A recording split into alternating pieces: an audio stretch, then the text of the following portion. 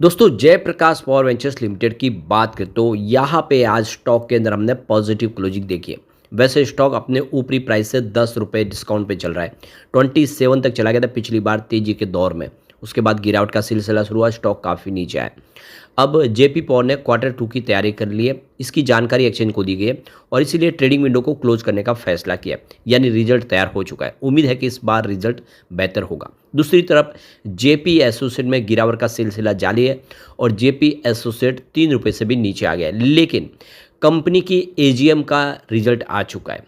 Company ने क्या क्या प्रस्ताव पास किए हैं, जैसे कि आप देख लो कि वेदांता ने सबसे बड़ी बोली लगाई है जेपी एसोसिएट के लिए।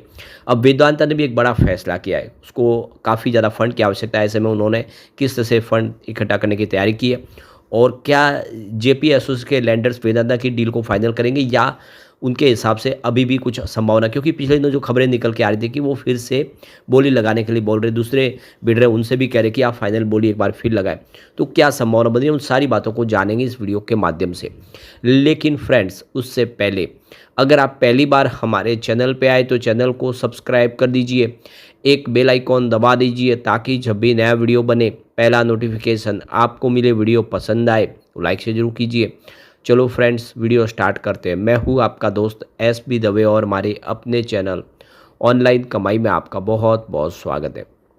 तो सबसे पहले जयप्रकाश पावर वेंचर्स लिमिटेड के कारोबार की बात करें तो 17.63 पर क्लोजिंग थी, जहाँ पे 0.23% की तेजी देखने को मिली। तो शुरुआत तो सुबह हल्की सी गिरावट के साथ हुई, उसके बाद इसमें खरीदारी लौट के आई जिसकी वजह से पॉजिटिव माहौल बना। लेकिन जेपी एसोसिएट लगातार गिर रहा है। डील फाइनल हो गई, उसके बावजूद भी यहाँ पे गिरावट का सिलसिला नहीं थम रहा है। एक समय स्टॉक की प्राइस जहाँ पे 4 रुपये को क्रॉस कर गई थी, वो स्टॉक अब 2.91 पर आ गया है। तो जैसे ही ट्रेडिंग होती है ये स्टॉक नीचे आया था। आज फिर से इसमें ट्रेडिंग हुई और 5% का लोअर सर्किट लगा, स्टॉक आ गया 2.91 पर। तो लगातार बिकवाली जारी है, लोग बहुत ज़्यादा डर रहे।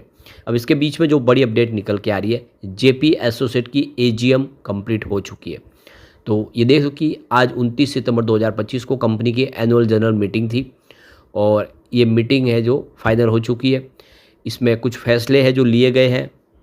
तो रीअपॉइंटमेंट हुई है messrs Das Gupta and associate की। इसके अलावा अपॉइंटमेंट हुई है देखो कि मेसर्स वी के एसोसिएट कंपनी सेक्रेटरी की, और अपॉइंटमेंट हुई है श्री मनोज गौर एग्जीक्यूटिव डायरेक्टर के तौर पे, और अपॉइंटमेंट हुई है श्री पंकज गौर एग्जीक्यूटिव डायरेक्टर के तौर पे टर्म 1 के लिए।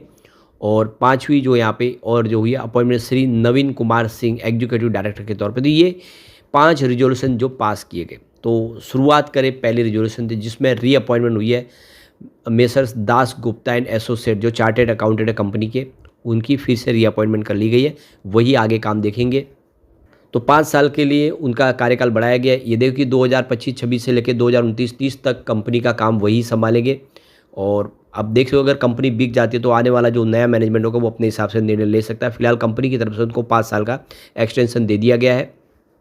तो बहुत अनुभवी कंपनी है, चार्टेड अकाउंटेंट का काम पिछले 55 साल से संभाल रहे और इसी वजह से इनको ये काम सौंपा गया है। एक यहाँ पे नई अपॉइंटमेंट हुई है मेसर्स वीकेसी एसोसिएट की, जो आप देखिए ऑडिटर कंपनी की होगी, कंपनी सेक्रेटरी के तौर पे इनकी अपॉइंटमेंट हुई है। और इनका जो कार्यकाल भी 5 साल के लिए 2025-26 से लेकर 2029-30 तक वो कंपनी का कामकाज देखेंगे। कंपनी की शुरुआत जो देखो कि वीकेसी एसोसिएट की यहाँ पे सोल प्रोपराइटरशिप के तौर पे शुरुआत हुई 2001 में और उसके बाद में इसको कन्वर्ट किया गया है पार्टनरशिप फर्म में 2017 में। तो बाद में कंपनी का बिजनेस बढ़ा, आप देखें तो और तेज़ी से बढ़ता हुआ इन्होंने पार्टनरशिप फर्म बनाई और अब कंपनी का कामकाज संभालेंगे। तीसरा जो यहाँ पे रिजोल्यूशन पास हुआ वो है appointment Shri Manoj Gaur as a director के तौर पे 1 साल के लिए उनका कार्यकाल रखा गया है। तो 1/4/2025 से इनकी यहाँ पे देखिए अपॉइंटमेंट है। और मनोज कुमार गौर जिनकी 61 ईयर की एज है और काफ़ी अनुभवी है, कंपनी में अभी भी काम वही संभालेंगे। इसके अलावा जो दूसरा फैसला वो है अपॉइंटमेंट श्री पंकज गौर की, जो डायरेक्टर के तौर पर रहेंगे 1 साल के लिए। 1/7/2025 से उनका कार्यकाल शुरू हुआ है। 54 ईयर की उनकी एज है, बहुत सारा उनके पास अनुभव है जिसका फ़ायदा कंपनी को मिल सकता है। तो देख सकते हो कि उनका 1 साल का पीरियड है जो अभी शुरू हुआ है। इसके अलावा जो एक और प्रस्ताव पास हुआ वो है अपॉइंटमेंट श्री नवीन कुमार सिंह की एज ए डायरेक्टर के तौर पे टर्म 1 के लिए 30/9/2025 से उनका कार्यकाल शुरू हुआ है। और आप देखें तो काफ़ी अनुभवी व्यक्ति है। नवीन सिंह और किसी कंपनी के बोर्ड से जुड़े हुए नहीं है, तो ये सारे फैसले लिए गए हैं। और दूसरी तरफ अगर आप देखें तो यहाँ पे कंपनी ने अपनी क्वार्टर 2 की तैयारी कर ली है। इसके लिए ट्रेडिंग विंडो को क्लोज करने का फैसला किया। 1 सितंबर 2025 से ट्रेडिंग विंडो क्लोज हो जाएगी, कोई ट्रेडिंग नहीं कर पाएगा। ट्रेडिंग तभी शुरू होगी जब कंपनी अपना क्वार्टर 2 का रिजल्ट डिक्लेयर कर दी, उसके 48 घंटे बाद नॉर्मल ट्रेडिंग शुरू होगी। इसकी जानकारी भी एक्सचेंज पे दे दी गई है। दूसरी तरफ यहाँ पे जयप्रकाश पावर वेंचर्स लिमिटेड ने भी आज जानकारी दी है कि वो अपने ट्रेडिंग विंडो को क्लोज करने जा रहे हैं, क्योंकि कंपनी ने अपने क्वार्टर 2 के रिजल्ट की तैयारी कर ली है। तो 1 अक्टूबर 2025 से ट्रेडिंग विंडो क्लोज हो जाएगी। कंपनी से संबंधित जो लोग हैं, चाहे वो बोर्ड के मेंबर्स हैं या उनके रिश्तेदार हैं या फिर प्रमोटर ग्रुप से कोई है, उनके रिलेटिव्स है या कंपनी के एम्प्लॉयज, सबके लिए ट्रेडिंग विंडो क्लोज होगा। अब कोई ट्रेडिंग नहीं कर पाएगा 1 अक्टूबर से, क्योंकि उनको ये पता है रिजल्ट कैसा, उसका प्लस माइनस पॉइंट उनको पता है। ऐसे में उसका गैर फायदा ना उठाए, इसलिए सेबी ने रूल्स बनाया कि ट्रेडिंग विंडो को क्लोज करना चाहिए। ये ट्रेडिंग विंडो तभी खुलेगी जब रिजल्ट आ जाएगा, उसके 48 घंटे के बाद ट्रेडिंग शुरू होगी। अब सिर्फ जो कंपनी से संबंधित लोग नहीं है वही ट्रेडिंग कर पाएंगे। तो रिजल्ट हमारे सामने आ जाएगा जल्दी। अब क्या उम्मीद हो सकती है रिजल्ट की? हम पिछले 2 रिजल्ट को देखें कैसा रहा है कंपनी का। सबसे पहले बात कर ले रिवेन्यू की, तो देखो कि मार्च 2025 में यानी क्वार्टर 4 में यहाँ पे 1367 करोड़ का रिवेन्यू था। जून 2025 में पिछले क्वार्टर में ये रिवेन्यू बढ़ के 1631 करोड़ तक पहुंचा, यानी रिवेन्यू में अच्छी खासी वृद्धि हुई है क्वार्टर ऑन क्वार्टर बेसिस पे। खर्च की बात करें तो 953 करोड़ का खर्च था मार्च 2025 में। जून क्वार्टर में ये बढ़ के 982 करोड़ तक पहुंच गया। तो जैसे बिजनेस बढ़ा खर्च भी बढ़ा। ऑपरेटिंग प्रॉफिट की बात करूँ 388 करोड़ का ऑपरेटिंग प्रॉफिट था मार्च 2025 में।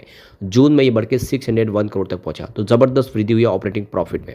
ऑपरेटिंग प्रॉफिट मार्जिन 29% के आसपास था मार्च 2025 में, जो जून में 38% तक पहुंच गया है। अदर इनकम 26 करोड़ थी मार्च 2025 में, जून में 48 करोड़ के आसपास रही। एबिटा 414 करोड़ के आसपास था मार्च 2025 में, जून 649 करोड़ तक पहुंचा। बात करें नेट प्रॉफिट की, 156 करोड़ का नेट प्रॉफिट था मार्च 2025 में, जो जून में बढ़ के 278 करोड़ तक पहुंचा। ओवरऑल देखें तो मार्च के मुकाबले जून बहुत ही बेहतर था और ऐसे में उम्मीद है कि आने वाला समय और बेहतर होगा। अब दूसरी जो बड़ी अपडेट निकल के आ रही है वेदांता की तरफ से। आपको ये पता ही होगा कि वेदांता ने सबसे बड़ी बोली लगा ली है जेपी एसोसिएट को खरीदने के लिए, 17,000 करोड़ के ऊपर की बोली। अब उनको काफ़ी ज़्यादा फंड की आवश्यकता, बिजनेस बहुत बड़ा फैला हुआ है, कर्ज बहुत ज़्यादा है, तो कंपनी अब बॉन्ड सेल करेगी और अपना जो पुराना जो प्राइवेट डेट है उसको कम करेगी, रीपे करेगी, क्योंकि वो काफ़ी ज़्यादा उसका इंटरेस्ट पे कर रहे। तो कंपनी ने अब यहाँ पे मंडे को जो जानकारी दी है कि वो बॉन्ड्स सेल करेगी डॉलर में। उसके माध्यम से जो पुराना उनका कर्ज है जिसके ऊपर वो बहुत सारा इंटरेस्ट पे करे उसको कम किया जाएगा। तो इसके लिए ने बैंक को अपॉइंट किया जो यहाँ पे इन्वेस्टर कॉल्स अरेंज करेंगे एशिया, यूरोप और यूएस में और दूसरे और देशों में। देखिए वहाँ से ग्लोबल मार्केट से फंड रेज करेंगे बॉन्ड्स के माध्यम से और अपने पुराने प्राइवेट डेट को ख़त्म करेंगे, कम कर देंगे और उसकी जगह पे जो इंटरेस्ट रकम होगी वो कम होगी। तो आने वाली समय स्थिति में एक बदलाव होता हुआ दिखाई देगा, क्योंकि जो डील फाइनल हुई है जेपी एसोसिएट को खरीदने की, उसको लेकर सवाल उठ रहे हैं। बहुत सारे जो एक्सपर्ट है वो कह रहे हैं कि कंपनी के ऊपर ऑलरेडी बहुत बड़ा कर्ज है, उसको चुकाने की बजाय एक बड़े और जंजाल में फंस रहे, क्योंकि काफ़ी बड़ी रकम चुकानी है और इनका बिजनेस भी है वो मेल नहीं खाता उतना। तो ऐसे में सवाल उठ रहे, तो इसीलिए इन्होंने अब कहा है कि जो पुराना कर्ज है उसको चुकाया जाए बॉन्ड्स के माध्यम से और ये डील उनको फाइनल करनी है। वैसे जो लैंडर्स है वो फिर से बोलियां लगाने को तैयार हो रहे, लेकिन वेदांता यहाँ पे तैयार है कमर कस के। ऐसे में उम्मीद है कि एक नया जेपी एसोसिएट को मालिक मिलेगा, लेकिन निवेशकों को भारी नुकसान भी हुआ है क्योंकि शेयर की प्राइस काफ़ी नीचे आ गई है।